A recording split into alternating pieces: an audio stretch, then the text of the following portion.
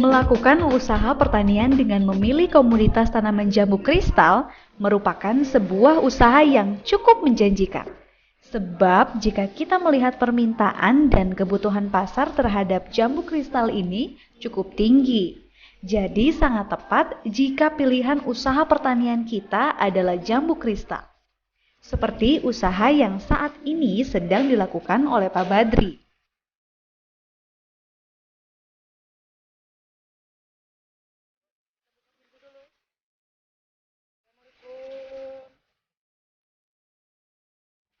Pembudidayaan jambu kristal yang saat ini dilakukan Pak Badri tergolong berhasil. Padahal ketika Pak Badri memulai usaha ini, ia tidak memiliki lahan pertanian sedikit pun. Pembudidayaan jambu kristal yang ia lakukan waktu itu menggunakan sebidang lahan seluas 300 meter persegi milik salah seorang kerabatnya.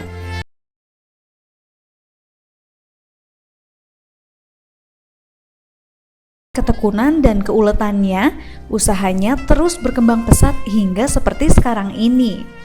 Jadi menurutnya, kunci keberhasilan usaha yang ia tekuni ini sederhana saja, yakni ulet dan pantang menyerah.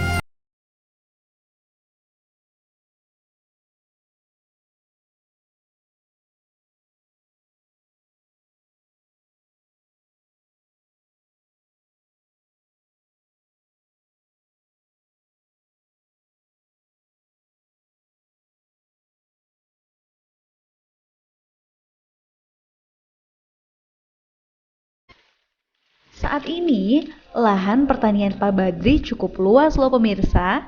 Bahkan menurut Pak Badri, rencana ke depan usahanya ini akan ia kembangkan menjadi sebuah usaha agrowisata. Jadi bukan hanya komoditas tanaman jambu kristal saja yang ia budidayakan. Akan tetapi, jenis tanaman lain pun akan dibudidayakan di lahan miliknya. Bahkan, bukan itu saja pemirsa, Pak Badri juga berencana akan membuka usaha peternakan kambing dan ikan. Khusus untuk pembudidayaan ikan, ada sebuah situ yang cukup luas. Letaknya berdampingan dengan lahan pertanian miliknya. Hingga saat ini, situ tersebut belum termanfaatkan. Untuk itulah, Pak Badri berniat memanfaatkan keberadaan situ tersebut untuk membudidayakan ikan dengan menggunakan jaring terapung. Menurutnya hal ini ia lakukan bukan semata-mata untuk mencari keuntungan, akan tetapi lebih dari itu. Apa yang ia lakukan ini dapat menyerap banyak tenaga kerja, dan mereka yang bekerja di tempat usaha Pak Badri ini adalah masyarakat di sekitar lingkungannya saja. Wah, Pak Badri ini memang patut diacungi jempol pemirsa, juara banget. Seandainya masyarakat kita banyak yang berpikiran inovatif seperti Pak Badri ini. Rasanya pemerintah tidak perlu repot menciptakan lapangan pekerjaan dalam rangka menekan jumlah angka pengangguran.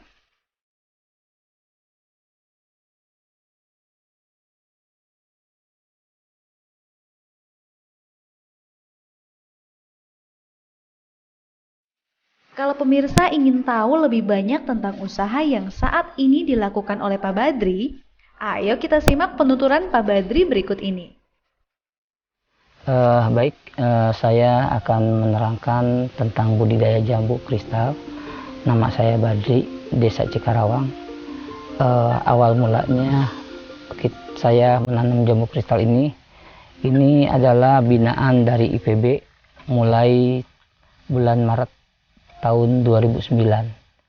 Jadi awal mulanya IPB itu memberikan untuk 1 hektar bibit jambu kristal karena dengan pola tanam 4x4 meter sehingga IPB memberikan 625 pohon. Nah, dengan 625 pohon ini petaninya sebanyak 19 orang dan saya sendiri hanya menanam 18 pohon ya awal mulanya. Nah, ini kita dibina oleh IPB kerjasama dengan Taiwan. tentang budidayanya, awal mulanya kita dibina oleh Taiwan tentang budidaya jambu tersebut. Nah, penanaman saya yang 18 pohon ini itu dipakai dengan 3 metode. Yang satu metode kita mengikuti tentang cara-cara Taiwan. Yang satu metode lagi kita pakai cara kita sendiri.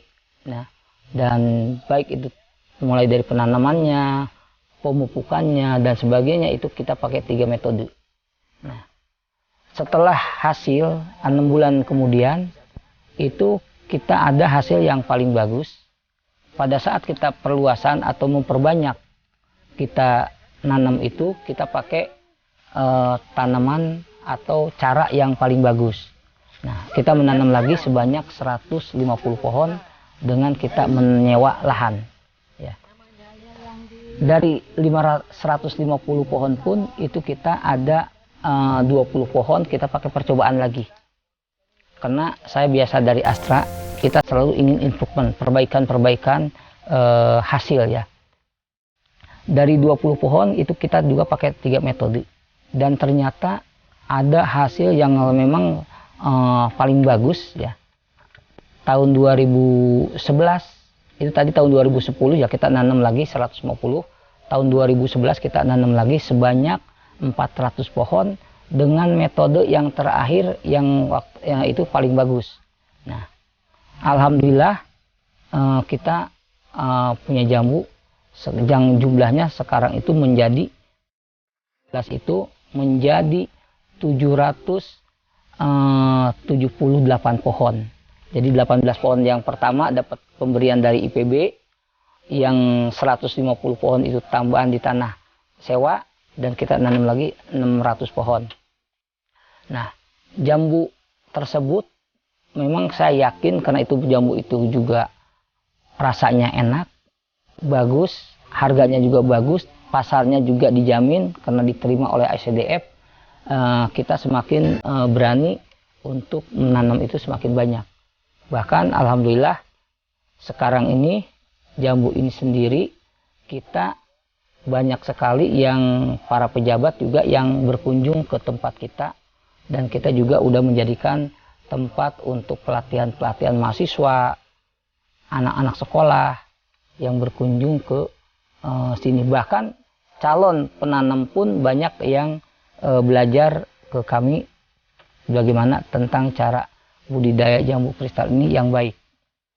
Nah, memang untuk budidaya jambu ini kita tidak seperti jambu biasa ditanam, didiemin saja, langsung kita nunggu hasil. Tapi kalau jambu ini sendiri kita harus dirawat dengan sungguh-sungguh karena kita diharapkan jambu ini bisa masuk ke supermarket. Sehingga ini harus ada perawatan khusus dari mulai kita penanamannya. Jadi penanaman itu sekarang kita pakai dengan pola 3 kali 3 meter dengan 1 hektar itu bisa 1.100 pohon atau 1.000 pohon.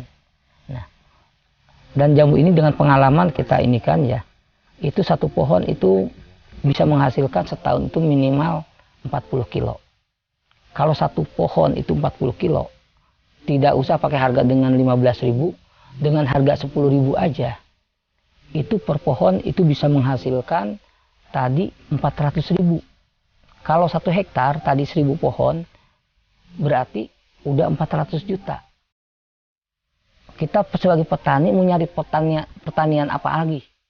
Kita bicara ke padi. Ya. Padi 1 tahun itu bisa 3 kali panen. Itu udah susah ya, 3 kali panen susah sekali. Anggap kita bisa panen 6 ton. Itu pun udah susah, 6 ton. 1 kali panen itu 6 ton. Kali 3 baru 18 ton. Kita anggap gabah itu dengan 3.000 rupiah. Itu di bawah 60 juta. Biaya produksinya 3 kali.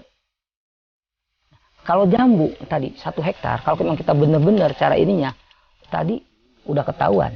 Bisa menghasilkan sampai 400 juta. Itu bisa menyerap tenaga kerja.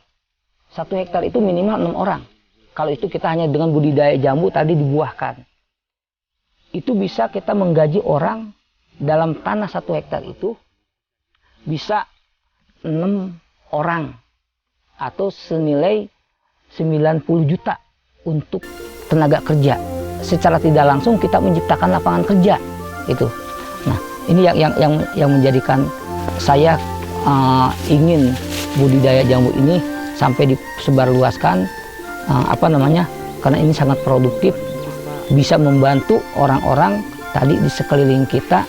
Tadi ada jaga bayanya, menjaga kesejahteraan dengan lingkungan. Kita bisa menyerap tenaga kerja lingkungan kita, ya kan gitu.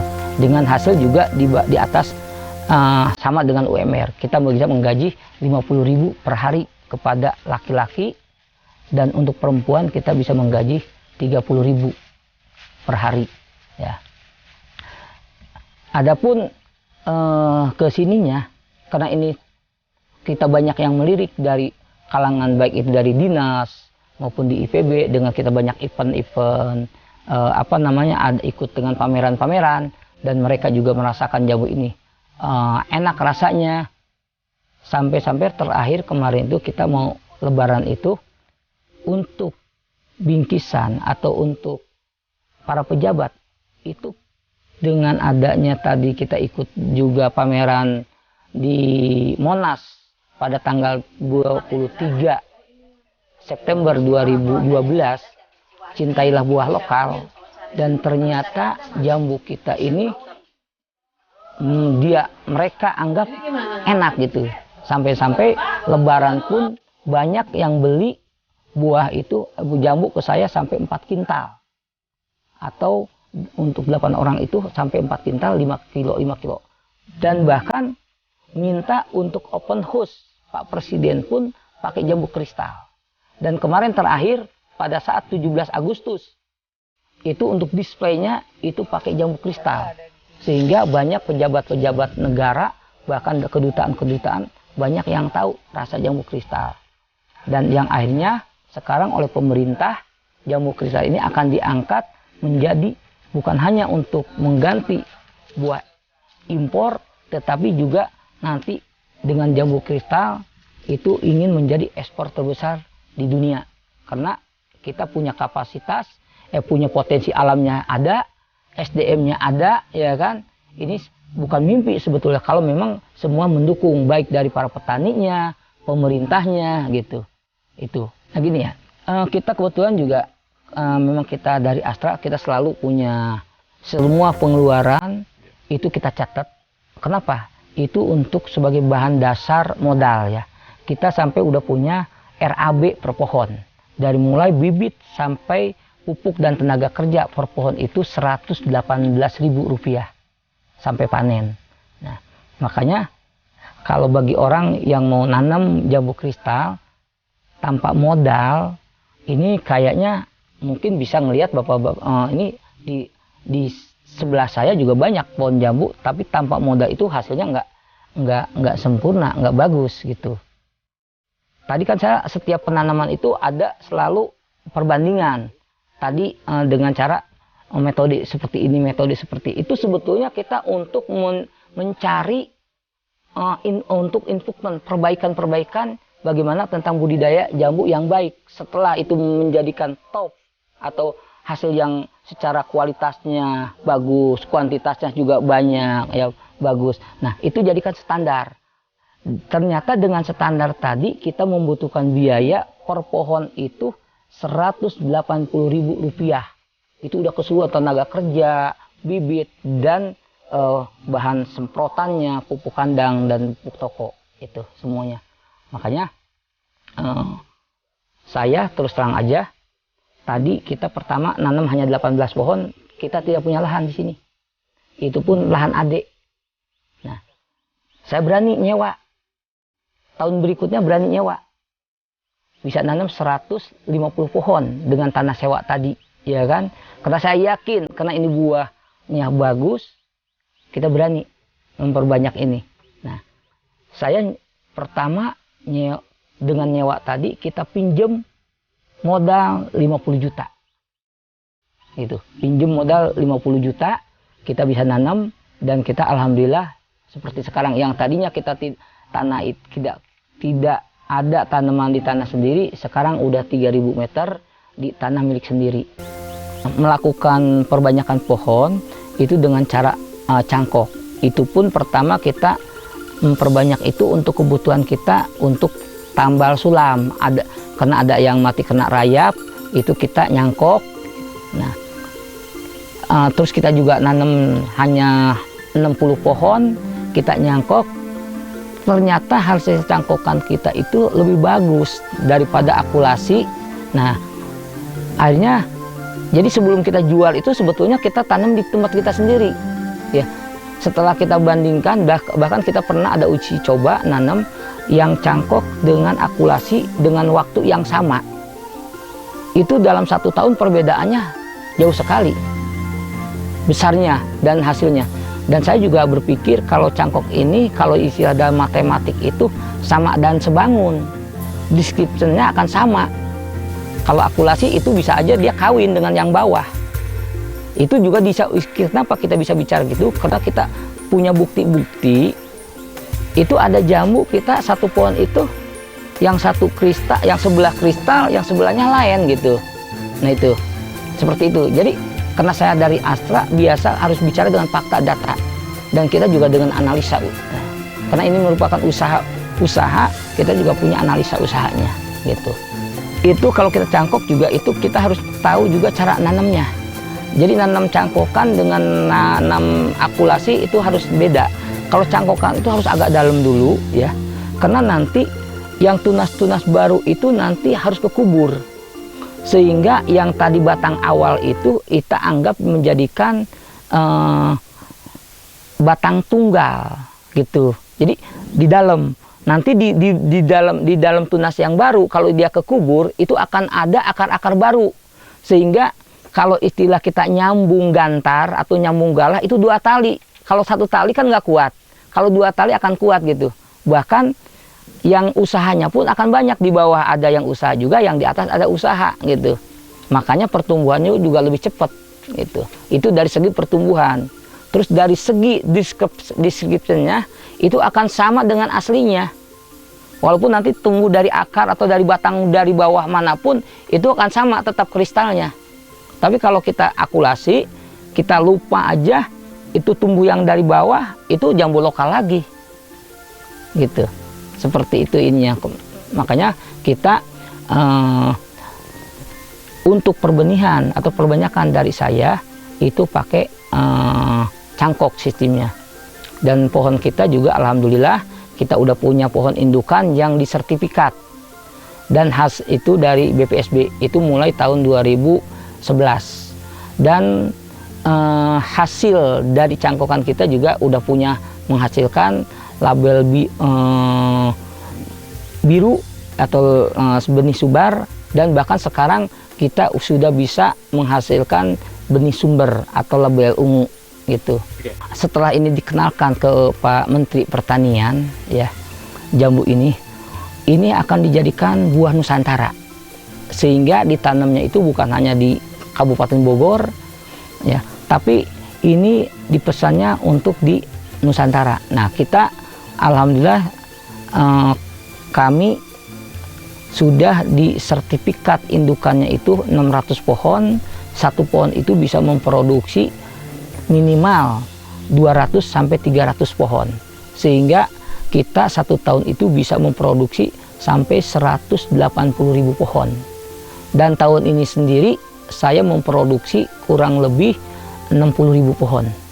Saya juga menghimbau lagi ya, pemerintah sekarang kan udah memberikan bibit kemana-mana, ini akan menjadikan buah Nusantara ya, bahkan acuannya itu menjadi ekspor terbesar di dunia ya. Itu pun jangan hanya bibitnya yang dikasihkan, tetapi ilmunya bagaimana tentang cara budidaya jambu kristal tadi yang baik. Karena sekalipun kita ngasih yang banyak, hasilnya tidak bagus, itu tidak bisa menyaingi buah impor nantinya. Karena harapan pemerintah tadi jambu ini bisa menyaingi buah impor, otomatis hasilnya pun harus berkualitas. Cari siapa yang bisa nanti tentang budidaya yang jambu ini yang bisa mendapatkan kualitas yang baik. Pemirsa, Ternyata pohon jambu kristal ini bisa dijadikan tanaman buah dalam pot, atau populernya disebut dengan tabulam pot. Bagus kan penampilannya? Tahu nggak pemirsa, tabulam pot ini diproduksi oleh Pak Badri atas pesanan dari Pak SBY, Presiden Republik Indonesia. Wah, sekali lagi Pak Badri ini memang juara banget.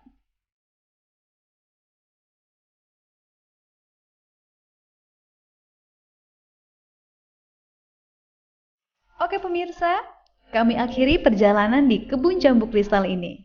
Tapi, bagi pemirsa yang berniat untuk mengikuti jejak Pak Badri, silahkan saja datang ke tempat Pak Badri di Kampung Cangkrang, Desa Cikarawang, Kecamatan Dramaga. Pak Badri siap kok memberikan informasi secara lengkap. Bye-bye!